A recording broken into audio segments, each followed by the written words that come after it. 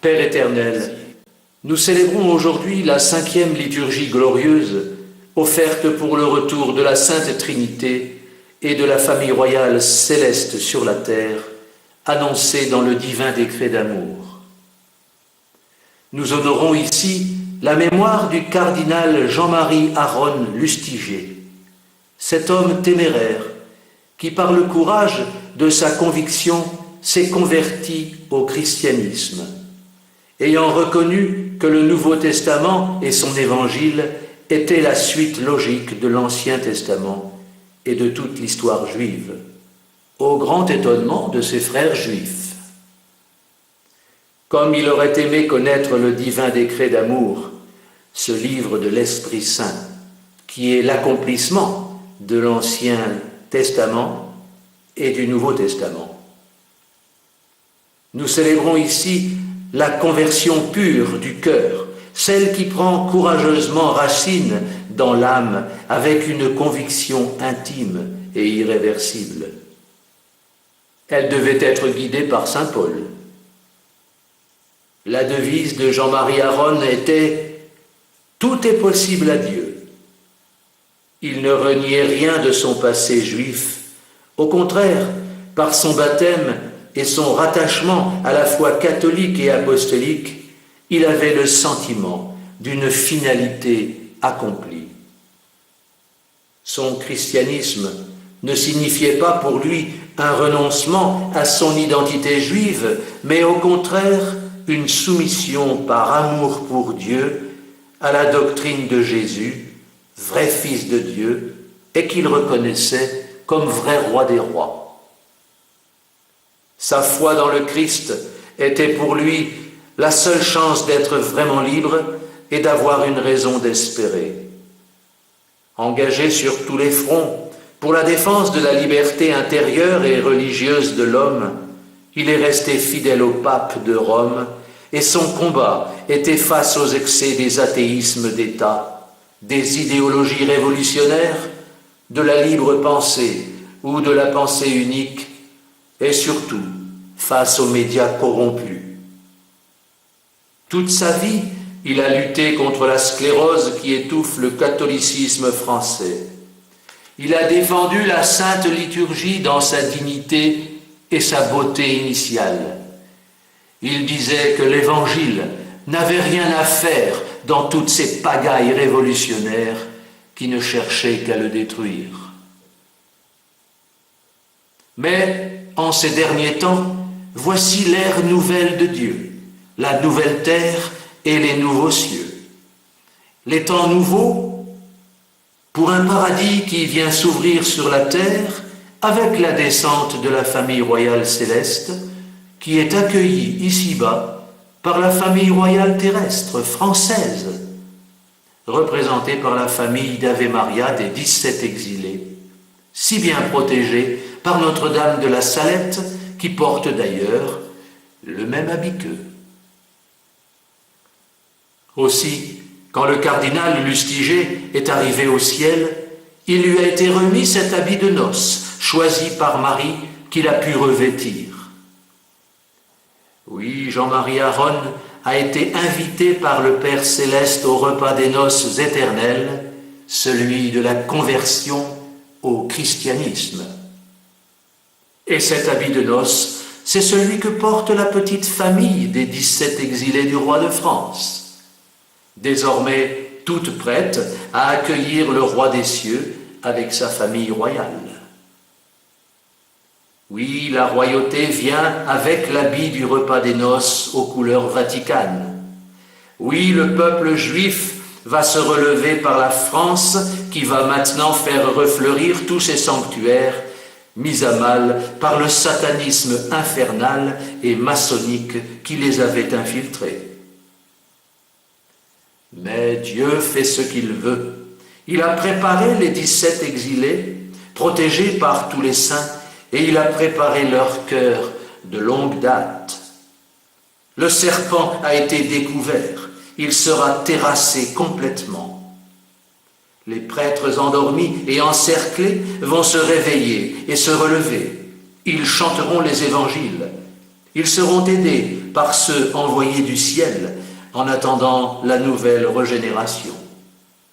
Voici les premières paroisses d'amour et de sainteté qui vont s'ouvrir dans le monde. La ferveur y sera déclenchée avec ardeur et la mauvaise Église sera absorbée par la nouvelle, car les sanctuaires appartiennent au ciel avant tout. Ils ne sont pas privés. Satan doit désormais rendre à Dieu ce qui est à Dieu, et sa tête sera définitivement coupée. Il doit retourner en enfer. Car la faute d'Adam a été effacée par l'obéissance de Jésus et Marie. La faute du peuple juif a été rattrapée par la nouvelle ferveur du peuple français pour la Reine Marie, Reine de l'univers. Maintenant, l'Ancien et le Nouveau Testament sont accomplis par le divin décret d'amour de l'Apocalypse de Saint Jean. Les trahisons sont effacées, Satan est définitivement vaincu. La troisième Ève et le troisième Adam peuvent venir ouvrir le nouveau paradis par vous, avec vous et en votre nom.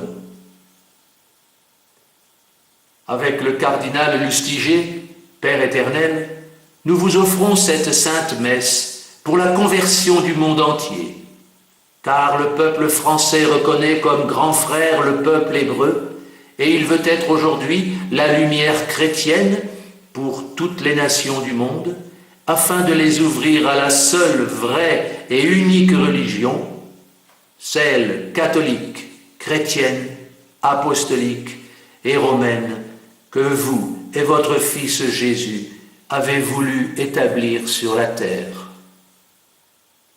Que cette dernière messe qui clôture les 5 messes offertes pour vous, au nom des 5 plaies glorieuses de votre Fils sur la croix, au nom des 5 blancheurs de la famille d'Ave Maria, au nom des 5 personnes de la famille royale céleste, représentées sur notre habit de noces éternel, et au nom des 5 alliances éternelles, que cette dernière messe pour vous soit offerte avec le cœur de tous les convertis. Père éternel, Père glorieux, Père miséricordieux, tout-puissant, que cette 5e messe puisse déclencher enfin votre retour glorieux sur la terre, que vous pourrez désormais embraser de votre amour paternel pour une éternité heureuse. Amen.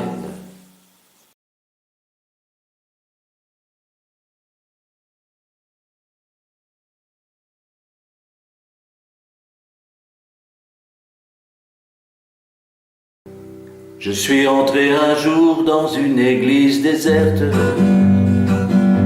Pas un homme à genoux, pas de bruit, pas de vie. J'avais seulement poussé une porte entr'ouverte, en croyant entrevoir un bout de paradis. Devant la lumière rouge d'un vieux tabernacle, les murs de la chapelle se fendaient de lumière. Dans un silence parfait, juste avant ma débâcle, instant béni de Dieu, l'amour s'est découvert. Bel amour inconnu qui fera que l'on s'aime, et qui vient dire aux hommes qu'ils ne sont pas si seuls. Une présence invisible qui souvent nous traverse et offre son amour à tous ceux qui le veulent. Je suis sorti soudain de cette église déserte. Je voulais dire aux hommes comme est belle la vie, mais j'ai laissé la porte aujourd'hui entr'ouverte pour vous offrir sur terre un bout de paradis. Car il existe un monde fait de pure lumière, bâti par notre Dieu dans ce même univers. On y qui sera heureux pour la gloire du Père. On y entre joyeux, on n'y fait pas la guerre. Bel amour inconnu qui fera que l'on s'aime et qui vient dire aux hommes qu'ils ne sont pas si seuls. Une présence invisible qui souvent nous traverse et met en communion et nos mains et nos cœurs. Un jour je rentrerai dans vos églises ouvertes et pleines à craquer de chrétiens convertis. Ils viendront pour chanter, oh leur foi toujours verte, en ce Père si bon pour lui dire merci. Bel amour inconnu qui parfois nous appelle et qui vient dire aux hommes qu'ils ne sont pas si seuls. Une présence invisible qui souvent nous traverse et offre son amour à tous ceux qui le veulent.